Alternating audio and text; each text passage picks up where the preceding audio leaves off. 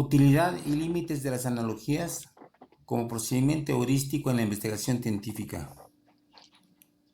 En este trabajo se analiza una de las formas como se ha utilizado a lo largo de la historia la analogía como procedimiento heurístico para analizar el comportamiento de fenómenos imposibles de visualizar o medir en forma directa. Vamos a explicitar esta cuestión del uso de las analogías para entender sistemas que son imposibles de visualizar en forma directa. Por ejemplo, pensemos en lo que ocurre en una mesa de billar con muchas pelotitas que son duras, esféricas y elásticas. Uno puede, mediante técnicas de grabación, analizar en forma directa la velocidad, el tipo de choques, la conservación del momento lineal, el impacto que tienen sobre las paredes de la mesa, etc. O sea, hacer un estudio preciso del comportamiento matemático de estas esferas elásticas. De hecho, ahí está uno aplicando la mecánica de Newton.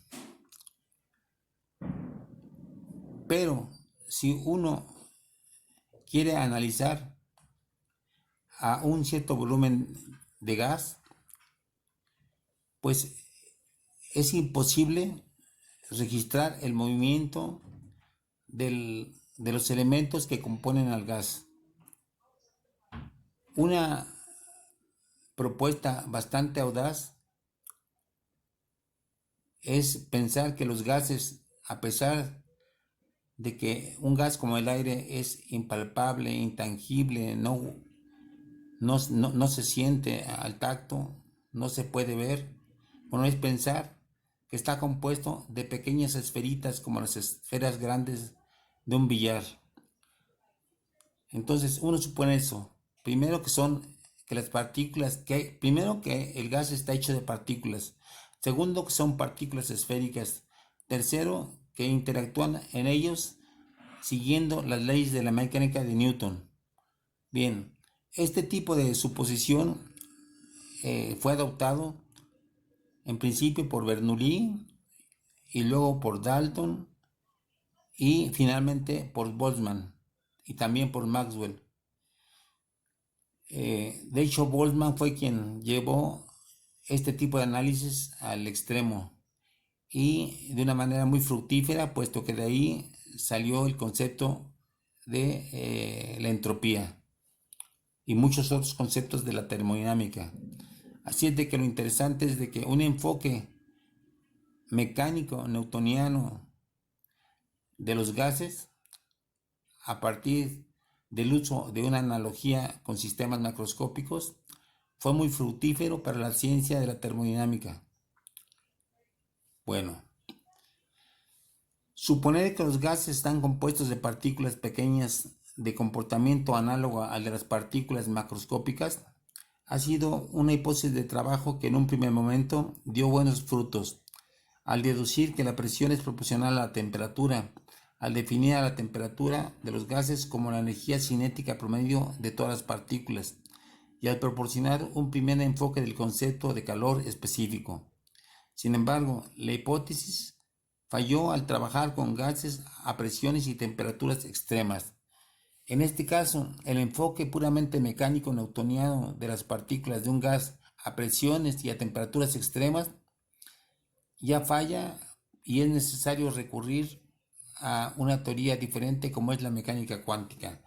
Pero en un primer momento dio resultados sumamente fructíferos y no solamente resultados cuantitativos fructíferos, sino que generó conceptos muy precisos como, repito, el concepto de entropía. Uso de las analogías en la mecánica cuántica. De acuerdo a las circunstancias, en la mecánica cuántica se utiliza el concepto de partícula o de onda para entender determinados fenómenos físicos. En un primer momento, para describir la estructura del átomo de hidrógeno, se utilizó una imagen análoga a la del sistema planetario, con el núcleo como si fuese un sol en el centro del átomo y un electrón con carga negativa circulando alrededor como si fuese un planeta. Este modelo contradecía las leyes del electromagnetismo, de acuerdo a las cuales una carga acelerada debía perder energía mediante radiación y por tanto el electrón no podía mantenerse estable en su órbita.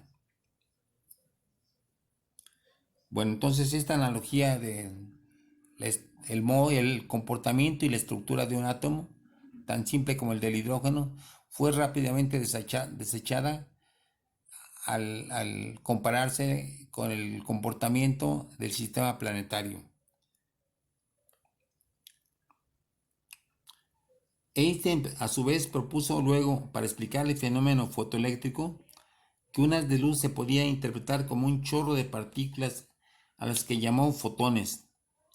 Aquí Einstein, con su valentía teórica habitual, cambia radicalmente el concepto de luz, de una onda luminosa o de una onda de radiación, por el concepto de partícula y establece cierto comportamiento análogo al de un conjunto de partículas con el de la luz, que supone que está compuesto de pequeñas partículas llamadas fotones.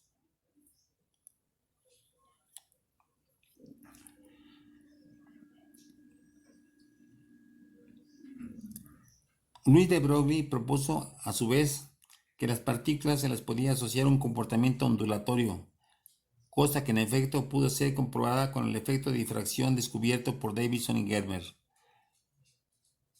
Para agregar más elementos contradictorios a la interpretación de estos hechos, Heisenberg postula su principio de incertidumbre. Sucintamente, afirma que no se puede determinar en términos de la física cuántica simultáneamente y con precisión arbitraria ciertos pares de variables físicas como son la posición y el momento lineal. Bueno, entonces, si al hablar de mecánica cuántica utilizamos los conceptos de onda y de partícula, en realidad estamos suponiendo que en ciertos niveles la mecánica cuántica se comporta de una manera análoga al del mundo macroscópico, en el cual es válido utilizar el término de partícula o en el cual es válido utilizar el concepto de onda. Pero en realidad todos esos tipos de imágenes derivadas del mundo macroscópico no son aplicables al mundo submicroscópico de la mecánica cuántica.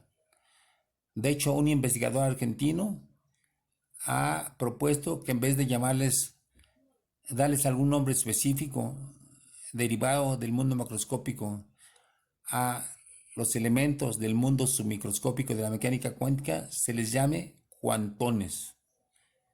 Este concepto de cuantones derivaría directamente del análisis del comportamiento de los sistemas cuánticos y no del análisis del comportamiento de los sistemas macroscópicos. Finalmente, quisiera hacer énfasis en esta cuestión. Nosotros utilizamos con mucha naturalidad el concepto de partícula, de onda, de forma de las partículas, de tiempo, de espacio, y no pensamos, no nos damos cuenta de que no nacimos manejando ese tipo de conceptos desde nuestro nacimiento. O sea, es decir, que no son conceptos innatos, sino que han sido conceptos que han sido formados a partir de la manipulación que desde niño hemos ejercido sobre los objetos que nos rodean. Es decir, estos conceptos son productos de la manipulación, tal como Piaget lo ha descrito minuciosamente en sus estudios del desarrollo de la inteligencia del niño.